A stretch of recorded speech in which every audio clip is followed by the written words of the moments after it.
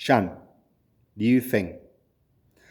Also often called Liu Kai Chen, Feng Shan was a famous Wushu practitioner who was born in the Ningqin district of Hebei in 1852.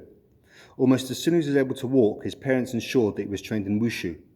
Upon their death, which occurred when Feng Shan was barely in his teens, he left for Beijing, hoping to find a teacher there who could further instruct him. Feng Shan entered a city that was markedly different to the staid rural life he'd left behind. During the late 1900s, Beijing was a veritable melting pot of cultures, where it was not uncommon to find great palaces adorned with golden statues of dragons situated next to ornate mosques. Travelling swordsmen gave way to fleets of camels laden down with anything from packages of spice to exotic rugs, all imported from far-flung countries. No wonder that the young Feng Shan stared with wondrous eyes at all he surveyed. For several years, however, Feng Shan found life in the city to be anything but easy.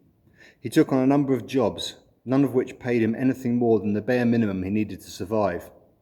At last, however, he succeeded in finding a Wushu teacher of considerable repute. Liu Du Quan, the teacher, made a handsome living hiring out guards to protect the homes and possessions of the wealthy.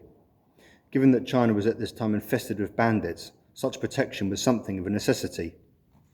At first, the Quan refused to accept Feng Shan as a student, until the teenager finally impressed him with both his determination as well as his existing Wushu ability. "Okay," said Du Quan at last, "I'll show you what you want to know, but believe me, I'm a strict man. You better do just as I say, without question or hesitation." Du Quan wasn't lying. Feng Shan found himself having to train harder and longer than he ever had before. Eventually, both student and teacher left Beijing, hiring themselves out as travelling guards. Feng Shan was now around 30 years old and known as the Big Spear due to his awesome ability with this weapon. Finally, De Quan passed away, and due to their combined business interests, Feng Shan returned to Beijing a wealthy man. He continued to train in Wushu as all around him in the city, the Society of Harmonious Fists, or boxers as they were known in the West, rioted, attacking anything and anyone not of Chinese descent. It was, to put it mildly, a particularly fractious and violent time. In 1912, Feng Shan helped found the Beijing Research Institute of Physical Education, something which accorded with Feng Shan's primary goal in life, to promote Wushu as a way of obtaining physical and mental health for the Chinese people. Certainly it seems to have worked for Feng Shan, who, well into his 80s, remained perfectly healthy.